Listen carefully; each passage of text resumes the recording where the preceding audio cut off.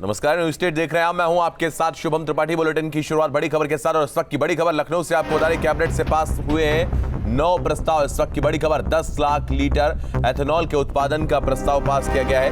विधानसभा सत्र के लिए प्रस्ताव समिति का गठन किया गया है। तो सुरेश खन्ना, बेबी रानी मौर्य, योगेंद्र उपाध्याय सदस्य बनाए गए हैं। सुरेश खन्ना को बनाया गया प्रस्ताव समिति का अध्यक्ष। इस वक्त की बड़ी खबर पूर्वांचल एक्सप्रेसवे एम्बुलेंस पेट्रोलिंग के लिए एजेंसी चयन का प्रस्ताव भी पास किया गया है। एक्सप्रेसवे पर टोल टैक्स को भी मंजूरी मिली है। बेसिक शिक्षा के अंशकालिक अनुदेशकों का मानदेय 7,000 से 9,000 किया गया है। रसोइयों का मानदेय 1,500 से बढ़ाकर 2,000 कर दिया गया है। रसोइयों में महिलाओं को साड़ी, पुरुषों को पैंट शर्ट देने का प्रस्ताव पास किया गया है। सड़कों के रखरखाव के लिए प्रस्ताव पास हुआ है।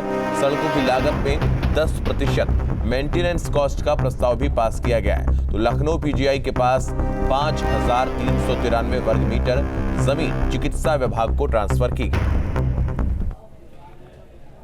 तो ये वो तमाम प्रस्ताव हैं जो इस दौरान पास किए गए हैं। आपको बता दें, बड़ा कदम योगी सरकार की तरफ से लिया गया है। आपको बता दें, सुरेश खन्ना को प्रस्ताव समिति का अध्यक्ष बनाया गया। आपको बता दें, इस समिति का हिस्सा बेबी रानी मौर्य और योगेंद्र उपाध्याय भी रहेंगे, जो कि सदस्य के तौर पर अपनी सेवाएं देंगे। और इन तमाम कार्यों का भी इस दौरान प्रस्ताव पास किया गया है।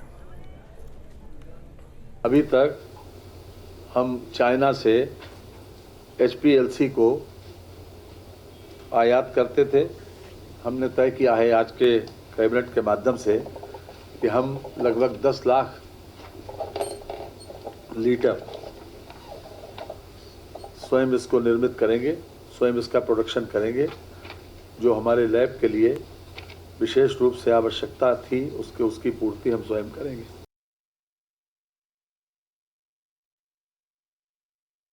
टोल कलेक्शन तथा 6 एम्बुलेंस व 12 पेट्रोलिंग वाहन आवश्यक कर्मियों के साथ उपलब्ध कराए जाने हेतु एजेंसी के चयन के संबंध में पीछे निविदा हुई थी और 222 करोड़ रुपए में निविदा हुई है और जनमानस को अच्छी सुविधा मिले, इसके लिए एक्सप्रेसवे आज इसकी बिडिंग की प्रक्रिया थी, आज कैबिनेट से पास हुआ।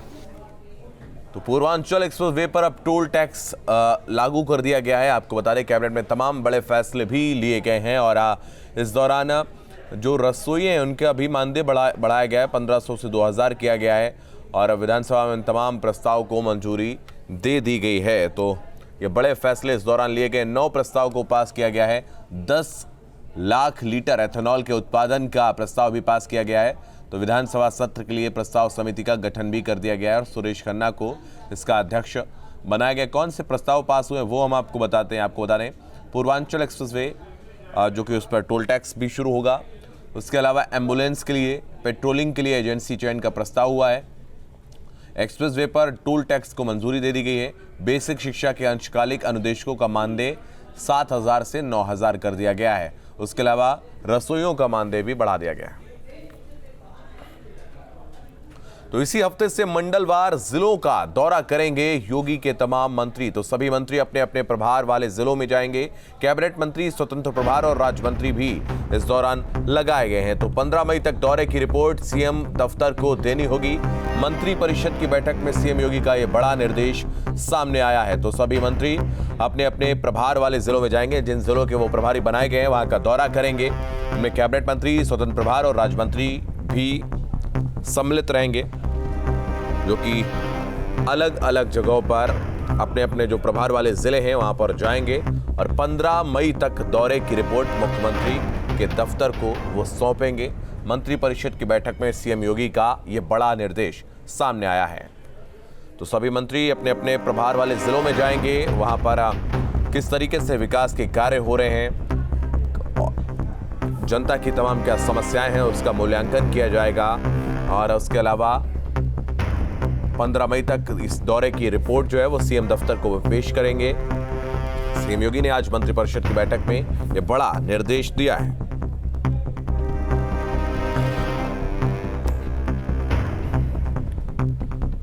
तो मंडलवार अपने अपने जिलों में जाएंगे प्रभारी मंत्री और इस दौरान कैबिनेट मंत्री, स्वतंत्र प्रभार मंत्री और राज्य मंत्रियों को भी इसकी जिम्मेदारी सौंपी गई है, जो कि अपने अपने प्रभार वाले जिलों में जाएंगे और 15 मई तक दौरे की रिपोर्ट सीएम दफ्तर को सौंपेंगे।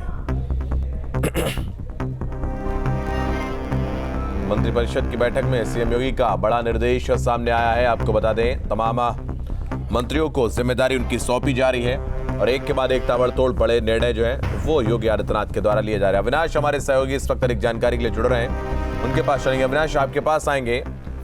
सीएम योगी आदित्यनाथ इस वक्त सुपर एक्टिव मोड में नजर आ रहे हैं और तमाम मंत्रियों को उनकी जिम्मेदारी सौंपी गई है।